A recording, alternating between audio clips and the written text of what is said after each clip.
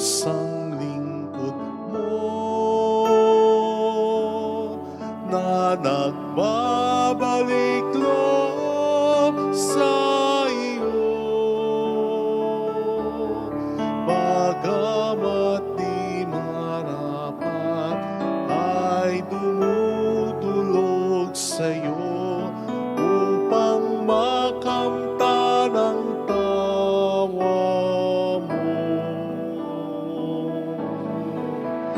Ang diwa ko'y naninimdim kung malayo sa'yo. Ang puso ko'y namimigati kung mawalay sa'yo. Kailan ko pa kaya matitikman ang awa mo? Kailan tatamuhin ang patawad mo? Sa ngalan ng Ama at ng Anak ng Espiritu Santo, Amen. sumainyo ang Panginoon At sumaiyo rin. upang tayo maging marapat sa misa. Halina't magsisimuna para sa ating mga pagkakasala. Tayo pong lahat, inaamin ko sa makapangyarihang Diyos at sa inyo mga kapatid, na lubha akong nagkasala sa isip, sa salita at sa gawa, at sa aking pagkukulang. Kaya sinasamo ko sa mahal na Birheng Maria, sa lahat ng mga anghel at mga banal, at sa inyo mga kapatid, na ako'y panalangin sa Panginoong ating Diyos. Kaawaan tayo ng mapagmahal na Diyos, patawarin sa ating mga sala, at patnubayan hanggang sa buhay na walang hanggan. Amen. Panginoon, kaawaan mo kami. Panginoon, kaawaan mo kami. Kristo, kaawaan mo kami. Kristo, kaawaan mo kami. Panginoon, kaawaan mo kami. Panginoon, kaawaan mo kami. Yumuko tayo, maaaring ibulong sa Panginoon ang ating intensyon.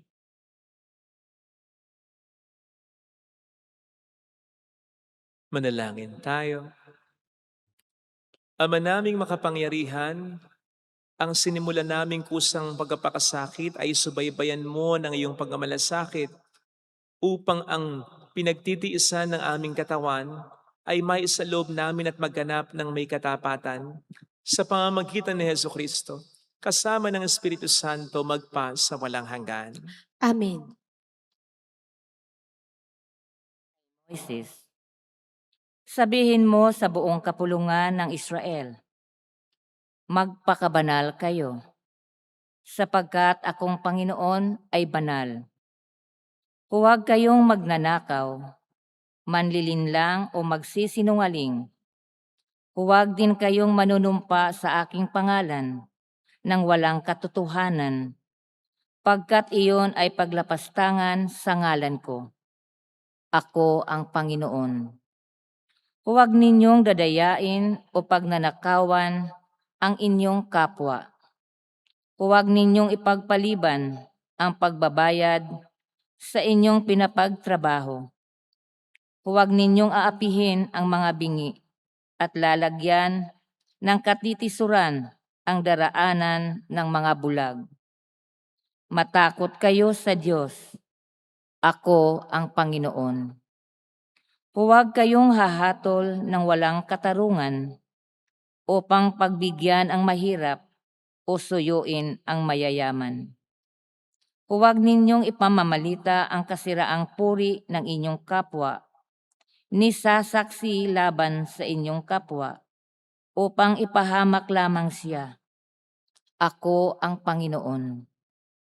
Huwag kang magtatanim ng galit sa iyong kapwa. Sa halip, pangangaralan mo siya. Sa gayon, hindi ka magkakasala dahil sa kanya. Huwag kang maghihiganti o magtatanim ng galit sa iyong mga kasamahan. Ibigin mo ang iyong kapwa gaya ng iyong sarili. Ako ang Panginoon. Ang salita ng Diyos. Salamat sa Diyos. Espiritong bumubuhay ang salita ng may kapal. Espiritong bumubuhay ang salita ng may kapal. Ang batas ng Panginoon ay batas na walang kulang. Ito'y utos na ang dulot sa tao ay bagong buhay. Yaong kanyang mga batas ay mapagtitiwalaan. Nagbibigay ng talino sa pahat ang kaisipan. Espiritong bumubuhay ang salita ng may kapal. Ang tuntuning ibinigay ng puon ay wastong utos. Liligaya ang sinuman kapag ito ay sinunod. Ito'y wagas at matuwid pagkat mula ito sa Diyos. Pangunawa ng isipan, yaong bungang idudulot. Espiritong bumubuhay ang salita ng may kapal. Yaong paggalang sa puon ay marapat at mabuti. Isang banal na tungkulin na iiral na parati. Pati mga hatol niya ay matuwid na kahatulan. Kapag siya ang humatol, ang pasya ay pantay-pantay. Espiritong bumubuhay ang salita ng may kapal. Naway itong salita ko at ang aking kaisipan sa iyo ay makalugod, Panginoon ko't kanlungan. O ikaw na kublihan kong ang dulot ay kaligtasan. Espiritong bumubuhay ang salita ng may kapal.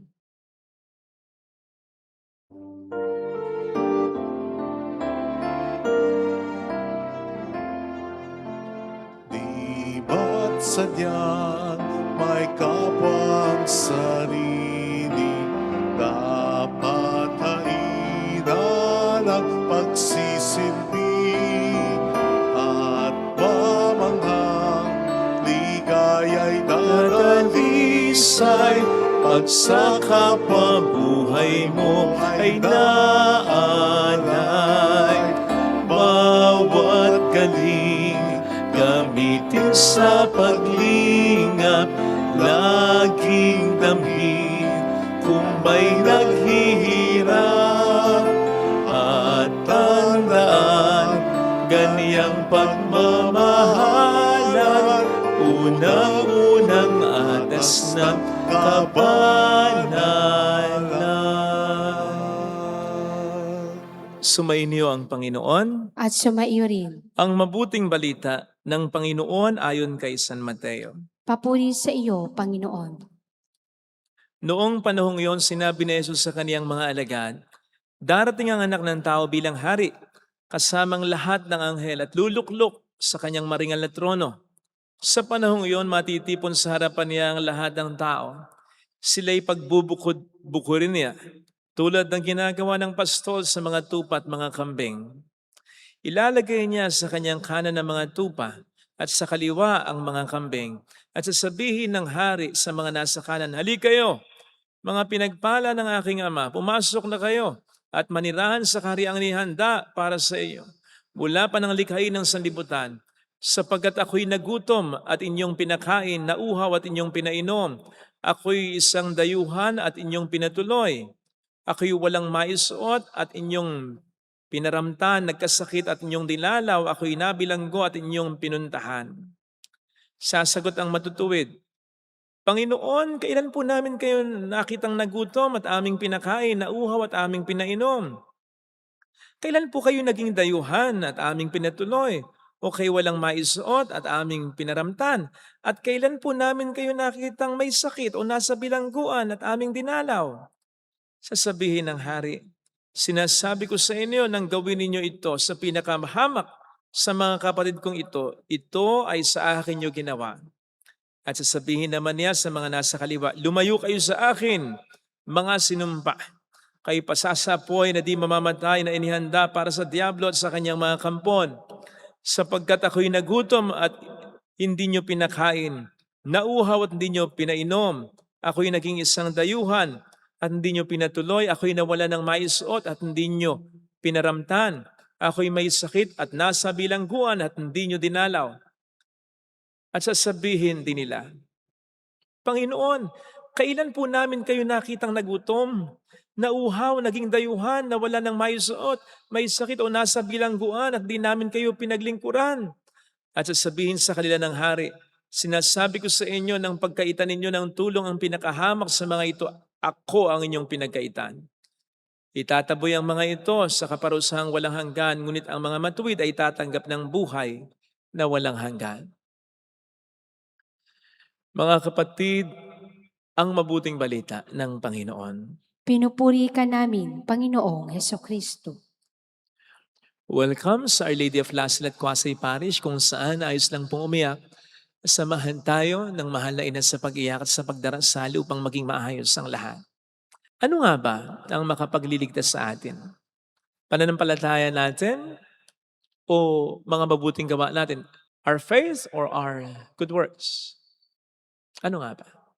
Meron po kasi mga nagsasabi yung pananampalataya lang daw natin ang makapagliligtas sa atin sapagkat yan daw ang sinasabi ng banal na kasulatan sa atin. Halimbawa sa Efeso 2:8 hanggang 9 na nagsasabing, dahil sa kagandahang loob ng Diyos, kayo iniligtas sa pamamagitan ng pananampalataya. Ito therefore daw ay bigay ng Diyos at hindi galing sa atin. Hindi dahil sa ating mabubuting gawa. On the other hand, may mga nagsasabi naman na maliligtas tayo dahil sa ating mabubuting gawa. At ang isa sa mga Bible verses na kino-quote nila ay ang ating mabuting balita. Kung saan nga naman sasabihin daw ng ating Panginoon pagdating ng panahon sa kanyang mga nasa kanan o sa mga mapupunta ng kalangitan. Pinakain niyo ako, pinainom niyo ako, dinalaw niyo ako, pinaramtan niyo ako, inalagaan niyo ako. In other words, gumawa kayo ng mabuti sa akin sa pamamagitan ng inyong kapwa-tao. Gayon pa man, kung pag-iisipan po natin na mabuti yung mabuting balita na binasa natin. Tama na in-acknowledge ni Kristo ang kanilang mabuting gawa, pero ito pa rin ay bunsod ng pananampalataya. Sipin po ninyo, una, tinawag nila si Jesus na Panginoon. So, hindi lamang nila siya kilala, kanila rin siyang kinikilala bilang Diyos talaga, kaya nga tinawag na Panginoon. Ito pa isa. Hindi nila alam. Hindi sila aware sa mabuting ginawa nila. Kasi ang tanong nila, kailan po namin kayo, Panginoon, nakitang nagutom at pinakain namin kayo? Nauhaw at pinainom namin kayo? Nabilanggot, nagkasakit at dinalo namin kayo? Walang maisot at pinaramdam namin kayo? Kailan? Hindi sila aware sa mga kabutihang ginawa nila na nag-pile up na marami lang kabutihan. So, ibig sabihin, hindi nila alintala, hindi nila pansin. And that basically for me is one basic proof of faith. Ng isang pananampalatayang malalim, ng isang pananampalatayang totohanan. Sapagkat ito'y pananampalataya nagkakaroon na ng epekto sa ating katauhan. Ang sabi ng Panginoon, sa puso nagmumula ang mga kabututan. Conversely, ang ibig sabihin din nun, sa puso nagmumula ang mga kabutihan. Na kung papaanong hindi alam ng isang tao na mabuti siya, na matulungin na siya, mapagpasensyo na siya, matibay ng pananampalataya niya, maunawain na siya, mapagbigay na siya, mapagpatawad, mapagkumbaba na siya, makakalikasan na siya, makataon na siya. Kasi nga, ito yung sinasabi ni San Pablo, na hindi na siya ang namumuhay sa kanyang sarili, sa kanyang pagkatao, kundi si Kristo. Siya'y bagong nilalang na. At yun ay dahil sa pananampalataya niya, dahil si Kristo ay tinanggap na niya talaga sa buhay niya. At yun ang makapagliligtas sa atin. Yung pananampalataya nating natural na nagbubunga ng mabuting gawa sa buhay natin. Hindi po pwedeng pananampalataya lang, bagamat ito ang mas mahalaga kaysa mabuting gawa sapagkat bigay ng Diyos to eh. Ang Diyos ang dahilan kung bakit tayo sumasampalataya sapagkat ibinunyag niya ang kanyang sarili sa atin sa mundo Pero hindi po pwedeng hindi ito magbunga sa atin ng mabuting gawa sapagkat sabi nga po ni Santiago, patay ang pananampalataya ng walang gawa. At hindi rin naman po pwedeng mabuting gawa lang kung hindi naman ito bunga ng ating pananampalataya. Dapat kombinasyon ng dalawa sapagkat kung bawat isa lang, magkukulang sila. Dapat kombinasyon nilang dalawa sapagkat pareho silang mahalaga. Therefore, maganda po siguro tanungin natin ang ating sarili, ano na po ang estado ng pananampalataya natin at ng mabuting mga ginagawa natin? Ito ba ay kombinasyon ng dalawa? So much so na ito ay nagbubunga na ng natural na mabuti sa ating pagkatao. Kasi dahil sa ating pananampalataya ay talagang nararamdaman, nahiwatigan at naranasan na natin at ng kapwa natin si Kristo. Besides, kapag tunay ang ating pananampalataya at si Kristo na ang nabubuhay sa ating puso, siguradong hindi na natin talaga maalala ang ating mabubuting gawa. Kung papaano ang paghinga natin ay natural na at din natin napapansin kung ilang beses tayo humihinga, ganoon din ang ating mga mabubuting gawa. Kasi hindi na talaga tayo ang siyang maghahari sa buhay natin, kundi si Kristo na nag-mag-inspire sa atin na gumawa ng mas maraming mabuting gawa. Ito sana mga kapatid ang ating ipagdasal na biyaya sa ating banal na misa, lalo pa kung wala tayo pa sa estado ng ganito. Dahil hindi pananampalataya lang at hindi mabubuting gawa lang ang makapagliligtas sa atin, kundi ang natural na kombinasyon ilang dalawa sa buhay natin. Amen. Lagay natin ang ating kanang kamay sa tapat ng ating puso.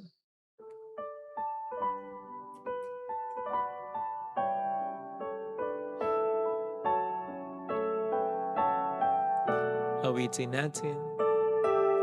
Alam kong may magagawa ang Diyos.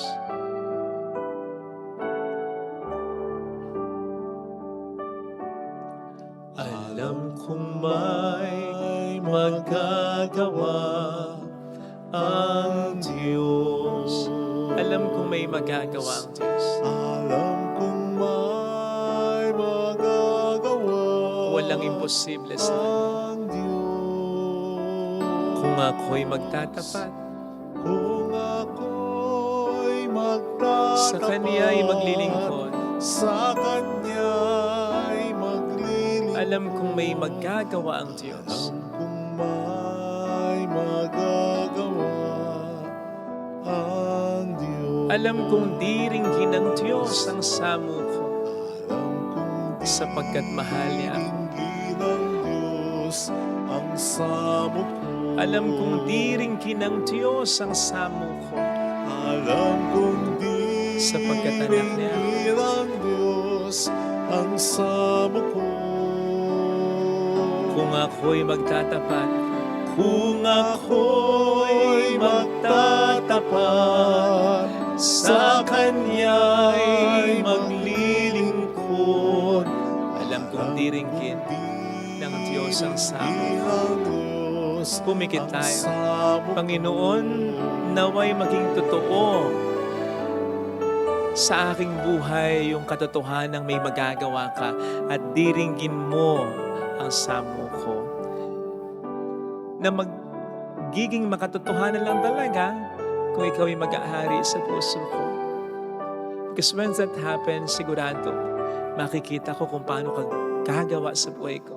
Kung paano mo diringgin ang mga pagsamo ko.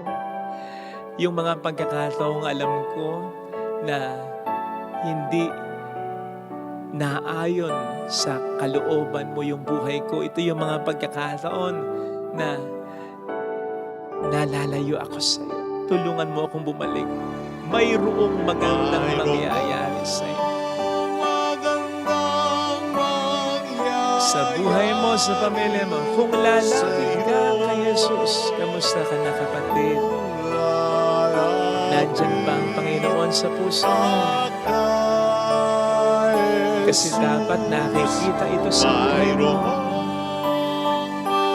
Dapat magkaugnay ang mabuting ginagawa natin. Hirap ba tayong magpakabuti? Hirap ba tayong iwas sa tukso? Hirap ba tayong sumampalataya? Tingnan natin. Baka hindi ganap ang pananampalataya natin. Papuri sa Ama at sa Anak sa Espiritu Santo. Kapara na sa unang-una, ngayon magpakilanman, magpasa walang hanggan. Amen. Pag-aalay.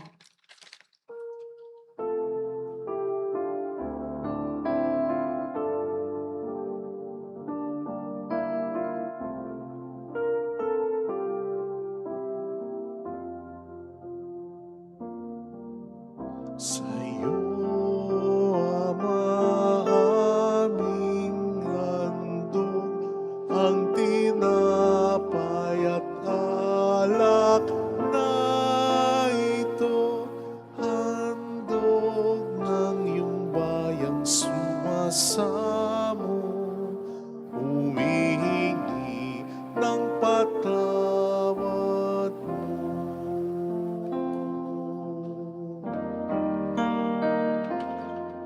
Sa pagsunod sa utos mo, nalulugod akong labis, di masukat ang galak ko, pagkat aking iniibig. Sa'yo, Ama, aming handog ang tinapay at alak na ito, handog ng iyong bayang sumasamo, humihingi ng patawad mo.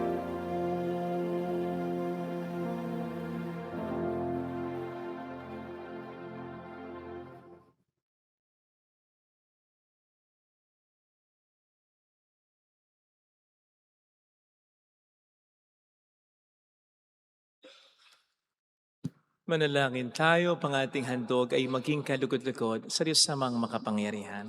Tanggapin nawa ng Panginoon itong paghahain sa iyong mga kamay, sa kapurihan niya at karangalan, sa ating kapakinabangan at sa buong sambayanan niyang banal.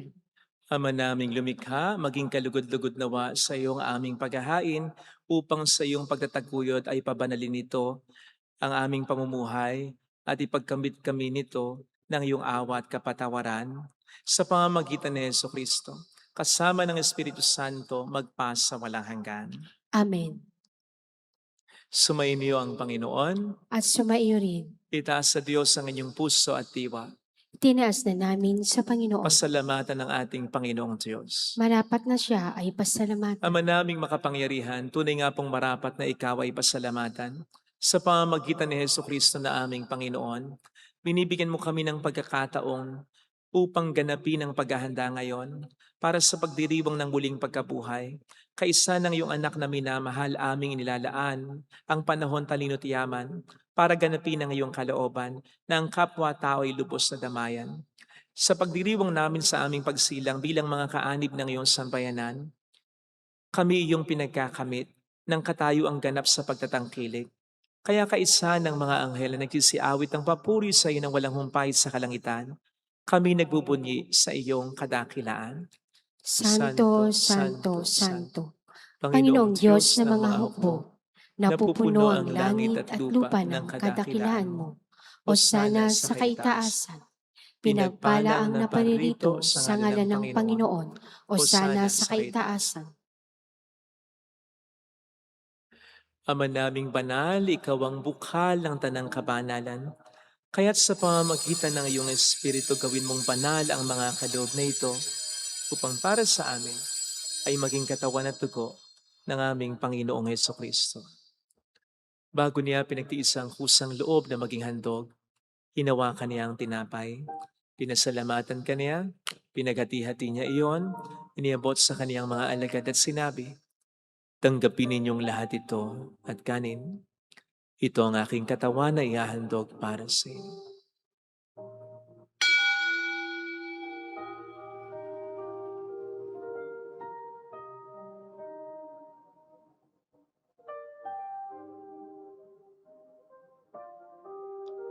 Gayun din naman ang matapos ng hapunan, nawakan niya ang kalis. Muli kaniyang pinasalamatan. Iniabot niya ang kalis sa kaniyang mga alagad at sinabi, "Tanggapin ninyong lahat ito at inumin. Ito ang kalis ng aking dugo ng bago at walang hanggang tipan. Ang aking dugo na ibubuhos para sa inyo at para sa lahat. Sa ikapagkapatawad ng mga kasalanan, gawin niyo ito sa pag-alala sa akin."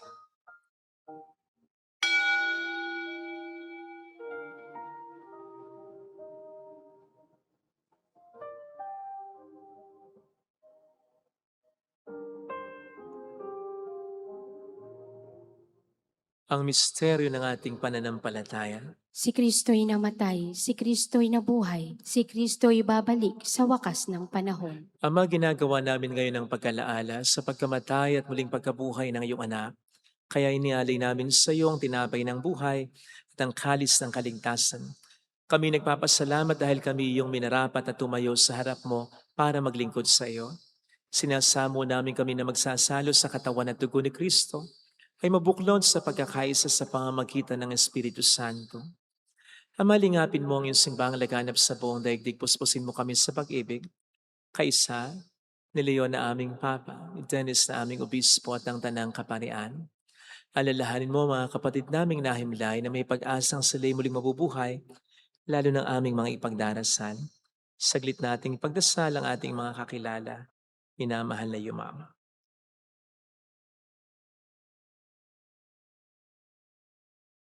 Kaawaan mo sila at patuloyin sa iyong kaliwanagan. Kaawaan mo at pagkingtapatin kaming lahat na makasalo sa iyong buhay na walang wakas. Kaysa ang mahal na Birhen ng Lasalet, ang ina ng Diyos, isanusay ang kabiyak ng kanyang puso, lahat ng mga banal na namuhay dito sa daigdig ng kalugod-lugod sa iyo. May pagdiwang naman namin ang pagpupuri sa ikararangal mo sa pamamagitan ng iyong anak na aming Panginoong Kristo. Sa pamagitan ni Kristo, kasama niya at sa Kanya, ang lahat ng parangal papuri ay sa iyo, Diyos amang makapangyarihan, kasamang Espiritu Santo magpasawalang hanggan.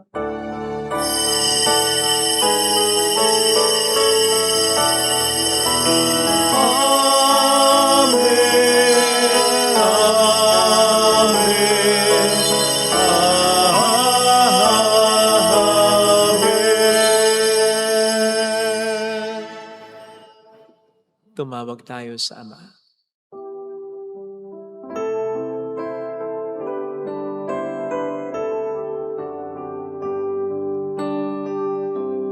Ama namin, sumasalangit ka, sambahin ang ngalan mo, mapasa amin ang kaharian mo, sundin ang loob mo dito sa lupa para ng sa langit.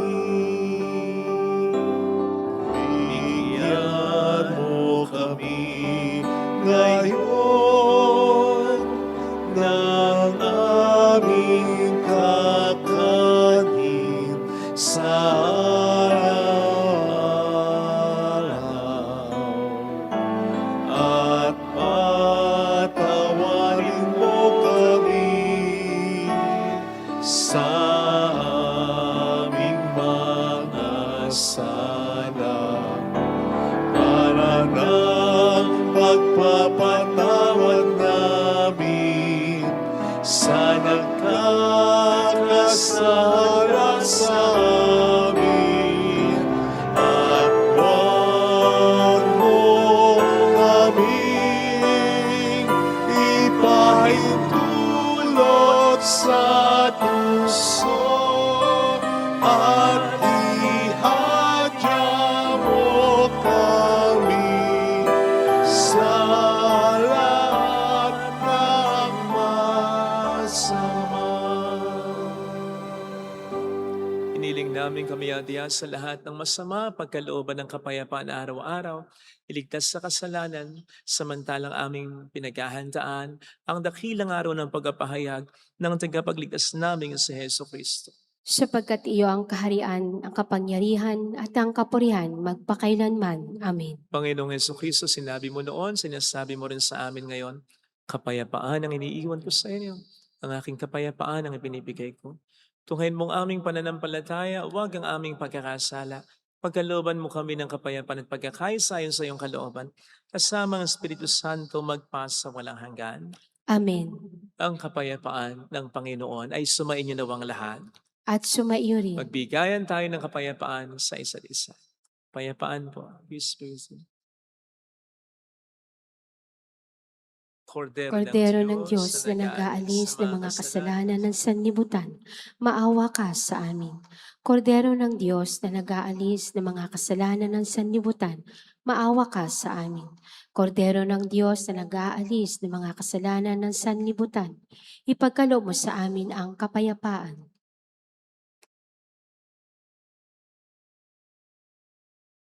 Narito sa harap natin ang Panginoon, ang ating buhay at kaligtasan.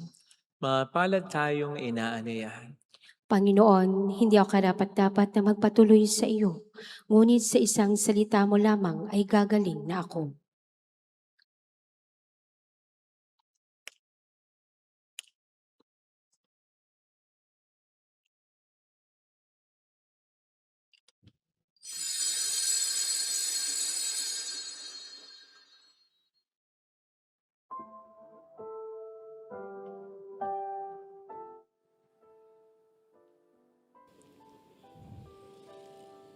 Panalangin para sa espiritual na pakikinabang. Panginoong Hesus, ako ay naniniwala na ikaw ay nasa kabanal-banalang sakramento. Iniibig kita ng higit sa lahat at ninanasa kong tanggapin ka sa aking kaluluwa. Sapagkat sa mga sandaling ito, hindi kita matatanggap sa sakramento.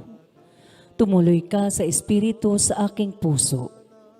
Niyayakap kita na para bang naririto ka na.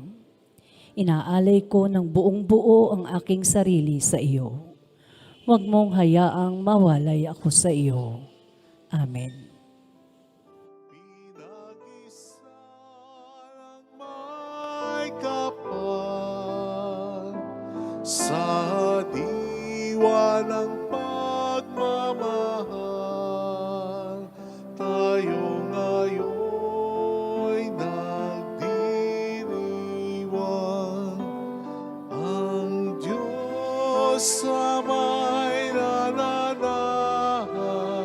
sa may pag-ibig na tunay, kung saan may pagmamahalan, ay naroon ang Diyos. Kung saan manananahan ang pag-ibig, ay naroon ang Diyos. Manalangin tayo. Ama naming mapagmahal, sa aming pag-asalo ngayon sa iyong banal na piking, naway makapakinabang ang buong pagkatao namin upang ang iyong kaligtasang dulot ay aming kamtin at ang kagalingang kaloob mo ay ganap na tamahasayin. Sa pamamagitan ni Jesucristo kasama ng Espiritu Santo magpas sa walang hanggan. Amen. Holy God, Holy Mighty One, Holy Immortal One. Have mercy on us and on the whole world. Holy God, Holy Mighty One, Holy Immortal One. Have mercy on us and on the whole world. Holy God, Holy Mighty One, Holy Ha- Immortal One. Have mercy on us and on the whole world. Jesus, King of Mercy, We trust in you. alalahanin. Alalahanin o mahal na Birhen ng Lazaret, ina ng pag-asa. Ikaw ang nagpapaalala sa aming magbalik loob sa Ama. Ito ang nagpapatunay na ang kagandahang loob mo'y nananatiling busilak. Sa pag-aaruga mo sa amin, tungkulin mo'y tinupad. Sa paanan ni Kristo'y itinuring mo kami, mga tunay mong anak.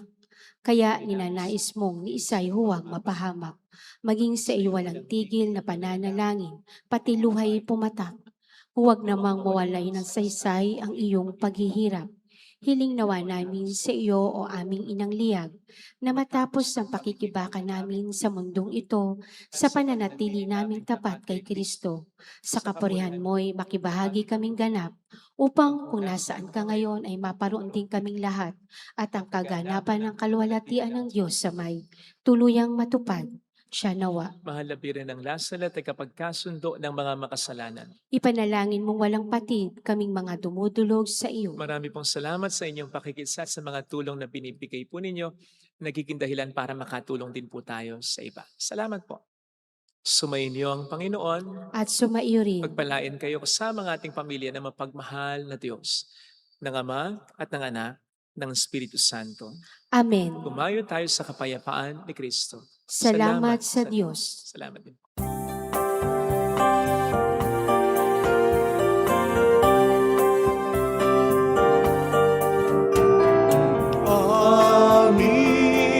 Aming